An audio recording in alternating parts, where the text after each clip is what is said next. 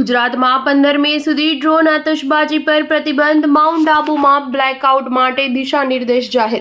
Operation સિંદૂર બાદ ભારત અને પાકિસ્તાન વચ્ચે સંઘર્ષની સ્થિતિ સર્જાઈ છે, ત્યારે ગુજરાત સરકાર દ્વારા મહત્વપૂર્ણ નિર્ણય લેવામાં આવ્યો છે. ગુજરાત સરકાર દ્વારા આગામી 15 મે સુધી કોઈ પણ કાર્યક્રમમાં ડ્રોન ઉડાડવા અને ફટાકડા ફોડવા પર પ્રતિબંધ લગાવવામાં આવ્યો છે. સરકારે ગાઈડલાઈનનું પાલન કરવા અને સહકાર આપવા અપીલ કરી છે. ભારત અને પાકિસ્તાન ચાલી રહેલા તણાવની સ્થિતિને જોતા બનાસકાંઠા, પાટણ સહિતના સરહદી વિસ્તારોમાં પણ એલર્ટ જાહેર કરાયું છે. ત્યારે ગુજરાત સરકાર દ્વારા 15 મે સુધી કોઈ પણ કાર્યક્રમ કે આયોજનમાં ફટાકડા કે ડ્રોનને મંજૂરી આપવામાં આવી નથી. તો બીજી તરફ રાજસ્થાનના જેસલમેર સહિતના ઘણા સરહદી વિસ્તારોમાં આગામી 15 મે સુધી લગ્ન પ્રસંગ સહિતના કાર્યક્રમમાં ડ્રોન ઉડાડવા અને ફટાકડા ફોડવા પર પ્રતિબંધ મૂકવામાં આવ્યો છે. આ ઉપરાંત માઉન્ટ આબુમાં આગામી 9 અને 10 મે દરમિયાન રાત્રે 7 થી 8 દરમિયાન બ્લેકઆઉટ માટે દિશા નિર્દેશ જાહેર કરવામાં આવ્યા છે. વડાપ્રધાન નરેન્દ્ર મોદીએ ગુજરાતના મુખ્યમંત્રી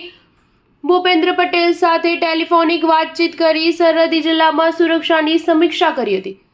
આ અંગે મુખ્યમંત્રી ભૂપેન્દ્ર પટેલે સોશિયલ મીડિયા પ્લેટફોર્મ એક્સ પર પોસ્ટ કરીને જણાવ્યું હતું કે વડાપ્રધાન નરેન્દ્ર મોદીએ મારી સાથે ટેલિફોનિક વાતચીત કરીને સરહદ પર સર્જાયેલી વર્તમાન તણાવની સ્થિતિમાં ગુજરાતની સરહદી રાજ્ય તરીકેની સજ્જતા તથા રાજ્ય સરકાર દ્વારા હાથ ધરાયેલા આગોતરા આયોજનની વિગતો મેળવી હતી અને આ સંદર્ભમાં જરૂરી માર્ગદર્શન આપ્યું હતું. સ્ટાર ન્યૂઝ 7 હંમેશા સચ્ચાઈની સાથે.